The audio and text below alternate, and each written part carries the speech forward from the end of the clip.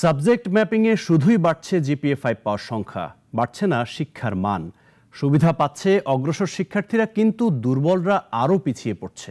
বিশেষজ্ঞরা মনে করেন সব মিলে দেশের শিক্ষা খাত রয়েছে চরম ঝুঁকিতে।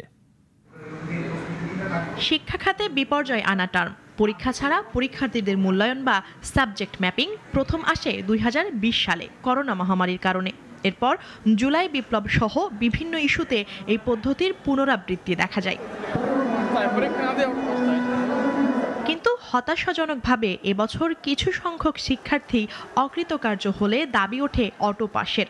তাদের দাবি সঠিকভাবে খাতা মূল্যায়ন করা হয়নি, আবার অনেকে অপ্রত্যাশিতভাবে পেয়েছে জিপিএ-5।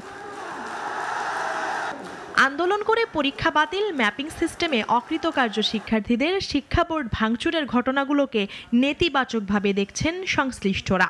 আনঅ্যাভয়েডেবল যে কোনো সার্কামস্টেন্সেস যেটাই অ্যারাইজ করুক, সেক্ষেত্রে আমার ব্যক্তিগত মতামত হচ্ছে যে এই ধরনের সিচুয়েশন আসুক আমাদের জাতীয় জীবনে, আমাদের ছাত্রছাত্রীদের জীবনে, এটাই আমি চাই না। বিকজ এগুলোর অনেক ডিমেরিট আছে।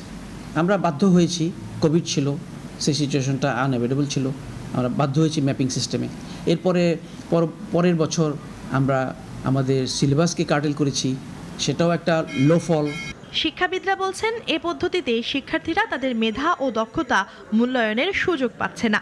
শিক্ষা খাতে ম্যাপিং পদ্ধতির প্রয়োগ শিক্ষার্থীদের ভবিষ্যৎকে হুমকির মুখে ফেলছে। ফলাফল পরীক্ষা না দিয়ে আবিষ্কার করে নেওয়া, নিজেদের করে নেওয়া, এই প্রবণতা অত্যন্ত আত্মহননের শামিল। এই যে অটো পাস, এটা একটা ডেরোগেটরি টার্ম।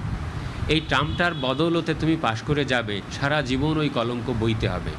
শিক্ষা ব্যবস্থার সাম্প্রতিক সমস্যাকে পাশ কাটিয়ে দ্রুতই শিক্ষা খাত সংস্কারের দাবি সংশ্লিষ্টদের। মুনিয়া চৌধুরী, নাগরিক, Dhaka. Double million offer Walton fridge কিনে পেতে পারেন 20 লক্ষ টাকা, রয়েছে কোটি কোটি টাকার নিশ্চিত উপহার।